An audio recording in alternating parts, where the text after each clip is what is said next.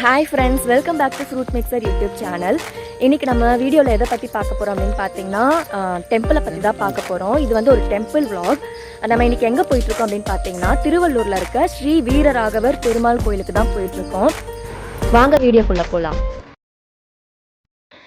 நாங்கள் எப்படி இங்கே வந்தோம் அப்படின்னு பார்த்தீங்கன்னா ரெட்டில்ஸ்லேருந்து பார்த்தீங்கன்னா திருவள்ளூருக்கு நிறைய பஸ்ஸஸ் இருக்குது.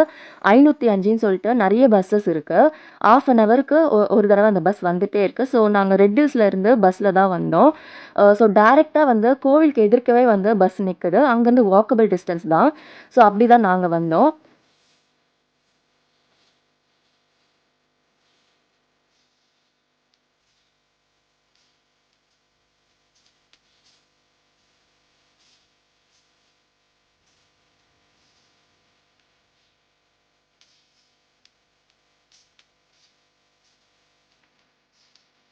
திருவள்ளூர்லேயே ரொம்ப ஃபேமஸான கோவில் எது அப்படின்னு பார்த்தீங்கன்னா இந்த ஸ்ரீ வீரராகவர் பெருமாள் கோவில் தான்.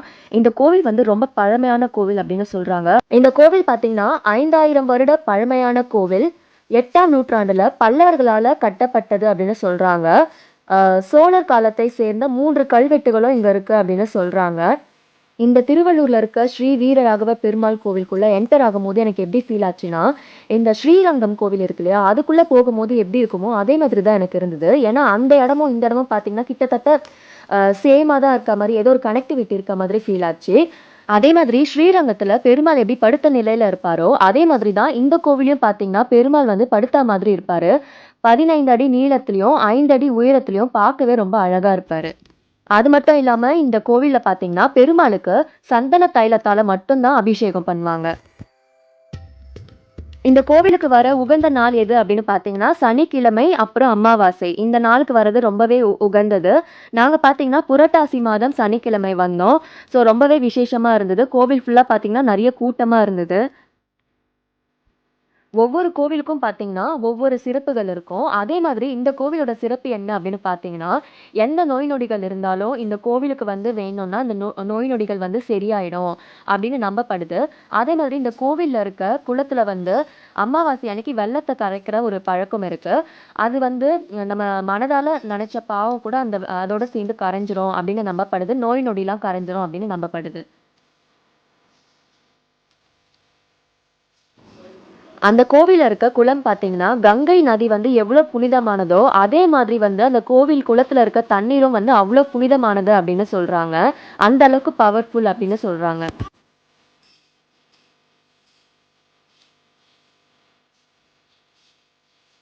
இந்த கோவிலுக்கு வந்து மனதார சாமி கும்பிடும்போது எந்த நோய் நொடி இருந்தாலும் குணமாயிடும் அப்படிங்கிறதால தான் இந்த கோவிலுக்கு வந்து ஸ்ரீ வைத்திய வீரராகவர் பெருமாள் கோவில் அப்படின்னு வந்து ஒரு பேர் இருக்கு. அவர் வந்து வைத்தியரா இருந்து நம்ம நோய்கள் எல்லாம் குணப்படுத்துறாரு அப்படிங்கிற மாதிரி இந்த பேர் இருக்கு. ஒவ்வொரு கோவில் கட்டப்பட்டதுக்கு பின்னணியில பார்த்தீங்கன்னா கண்டிப்பா எதனா ஒரு வரலாறு இருக்கும். புராண கதைகள் இருக்கும், அற்புதங்கள் இருக்கும். அதே மாதிரி தான் இந்த ஸ்ரீ வீரராகவர் பெருமாள் கோவிலுக்கு பின்னணியில பார்த்தீங்கன்னா நிறைய வரலாறுகள் இருக்கு, நிறைய அற்புதங்கள் இருக்கு, நிறைய புராண கதைகள்லாம் இருக்கு. அந்த காலகட்டத்தில் பார்த்தீங்கன்னா சாலியோத்ரா அப்படிங்கிற ஒரு முனிவர் இருந்தார். அவர் பெருமாளோட ரொம்ப தீவிரமான பக்தராக இருந்திருக்காரு. அவர் வாழ்க்கைக்காக ஏதோ ஒரு வேண்டுதல் இருந்திருக்கு. அதுக்காக வந்து அவர் அரிசியை வந்து மாவாக அரைச்சி நெய்வேத்தியம் பண்ணி சாமி கிட்ட வேண்டிட்டு நெய்வேத்தியம் பண்ணிட்டு அதை வந்து பக்தர்கள் யாராவது வந்தாங்கன்னா அவங்களுக்கு பாதி கொடுத்துட்டு மிச்சம் இருக்க பாதியை வந்து அவரை சாப்பிட்டு அன்னைக்கு நாளை போக்கிக்கலாம் அப்படின்னு இருந்தார். அதேமாதிரி செஞ்சுட்டும் வந்தார். அப்போ ஒரு நாள் வந்து அவர் நெய்வேத்தியெல்லாம் செஞ்சு முடிச்சதுக்கப்புறமா ஒரு முதியவர் வந்து எனக்கு பசிக்குதுன்னு சொல்லிட்டு சாலியோத்ரா முனிவர்கிட்ட வந்து கேட்குறாரு. அப்போ இவர் என்ன பண்ணுறாருனா அந்த மாவை வந்து அவர்கிட்ட கொடுக்குறாரு. அவர் அதை சாப்பிட்டுடுறாரு. அதை சாப்பிட்டு முடிச்சுட்டு இன்னுமே எனக்கு பசிக்குதுன்னு சொல்லிட்டு மிச்சம் அவருக்கு வச்சிருந்த மாவையும் வந்து அவர் கேட்குறாரு. அதையும் வந்து இவர் கொடுத்துடுறாரு. அதையும் அவர் சாப்பிட்டுட்டு அவர் ரொம்ப திருப்தியாக ஆயிடுறாரு. அதுக்கப்புறம் எனக்கு ஓய்வெடுக்க ஒரு இடம் வேணும் அப்படின்னு சொல்லும் போது இவர் முனிவர் என்ன பண்ணுறாருனா ஓய்வு எடுத்துக்கோங்க அப்படின்னு சொல்கிறாரு. தன்னோட இடத்துல வந்து ஓய்வு எடுத்துக்கோங்க அப்படின்னு சொல்லிட்டு சொல்கிறாரு. அவர் வந்து கேட்குறாரு, அந்த முதியவர் வந்து கேட்குறாரு எவ்வுள் எந்த இடம் அப்படின்னு சொல்லிட்டு எவ்வுள் அப்படின்னு கேட்குறாரு. அந்த எவ்வுள் அப்படிங்கிற வார்த்தை தான் காலப்போக்கில் வந்து திருவள்ளூர் அப்படின்னு மாறி இருக்கிறதா வந்து சொல்கிறாங்க. அதுக்கப்புறம் என்ன ஆச்சுன்னா அவர் வந்து இந்த இடத்துல ரெஸ்ட் எடுத்துக்கோங்க அப்படின்னு சொல்கிறாரு. அப்போ வந்து அந்த முதியவர் வந்து அங்கே படுக்கிறாரு. அவர் படுத்ததுக்கு அப்புறமா பார்த்தீங்கன்னா அவர் உருவம் வந்து அப்படியே பெருமாள் உருவமாக மாறுது. பெருமாளே வந்து அங்கே படுத்துட்டு இருக்க மாதிரி இருக்காரு. கடைசியா பார்த்தா கடவுள் தான் வந்து அவர்கிட்ட வந்து இந்த முதியவர் வேடத்துல வந்து வந்திருக்காரு. அப்ப பெருமாள் வந்து முதியவர் கிட்ட கேட்கிறாரு, உங்களுக்கு என்ன வரம் வேணும் அப்படின்னு கேட்கிறாரு. அப்ப வந்து இந்த சாலியோத்திர முனிவர் என்ன கேட்கிறாருன்னா, இங்க வர பக்தர்களுக்கு எல்லாருக்குமே வந்து எந்த நோய் நொடி இருந்தாலும் இங்க வேணுன உடனே அது வந்து சரியாயிடணும். அவங்களோட பாவங்கள்லாம் சரியாயிடணும், அவங்க நோய்கள்லாம் சரியாயிடணும், அவங்க ரொம்ப சந்தோஷமா இருக்கணும் அப்படின்னு சொல்லிட்டு ஒரு வரத்தை கேட்குறாரு. அந்த வரத்தை வந்து பெருமாள் வந்து முனிவருக்கு கொடுக்குறாரு.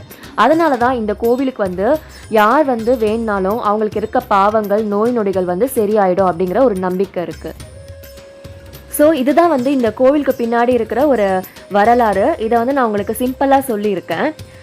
இந்த கோவிலுக்குள்ளே என்டர் ஆகும்போதே பார்த்தீங்கன்னா நிறைய கல்வெட்டுகள்லாம் என்ட்ரன்ஸ்லேயே வந்து கல்வெட்டுகள்லாம் நிறைய இருந்தது. சிற்பங்கள்லாம் வந்து பார்த்தீங்கன்னா அவ்வளோ அழகாக இருந்தது. இதுதான் வந்து கோவிலுக்குள்ளே இந்த மாதிரி தான் இருக்கும். நாங்கள் வந்து புரட்டாசி சனிக்கிழமை போனதால் கோவிலுக்குள்ளே பார்த்தீங்கன்னா ரொம்பவே கூட்டம் அதிகமாக இருந்தது. க்யூ பார்த்தீங்கன்னா ரொம்பவே பெருசாக இருந்தது. பே பண்ணி சீக்கிரமாக போய் பார்க்குறவங்களும் இருந்தாங்க, க்யூவில் வெயிட் பண்ணி போய் பார்க்குறவங்களும் இருந்தாங்க. கோவில் உள்ள போன உடனே முதல்ல வந்து கனகவல்லி தாயார் அவர்களை பார்த்துட்டு அதுக்கப்புறம் தான் வந்து பெருமாளை பார்க்கணும். கனகவல்லி தாயார் தான் வந்து பெருமாளோட மனைவி.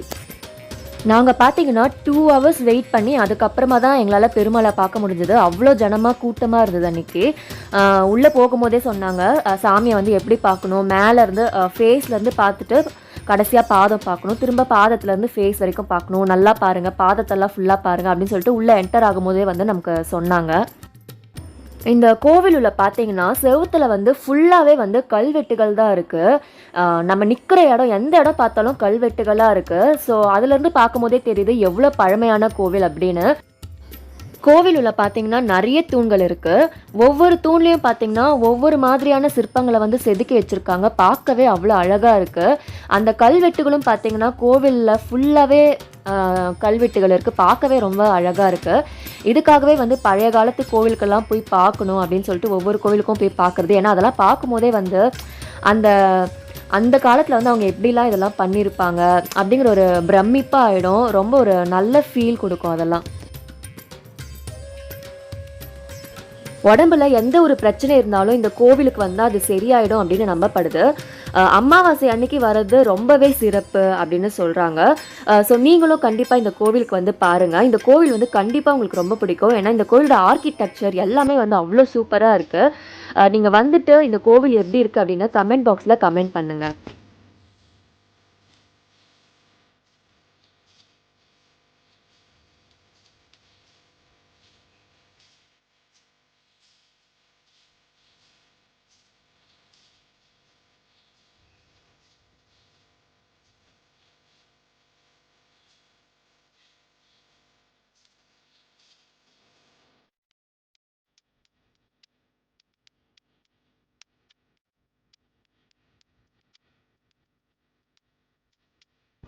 என்னால் முடிஞ்ச அளவுக்கு வந்து இன்ஃபர்மேஷன்ஸ்லாம் கலெக்ட் பண்ணி உங்களுக்கு டீட்டெயில்ஸ் வந்து கொடுத்துருக்கேன் இந்த வீடியோவில்.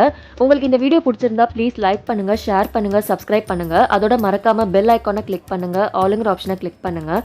தேங்க்ஸ் ஃபார் வாட்சிங்.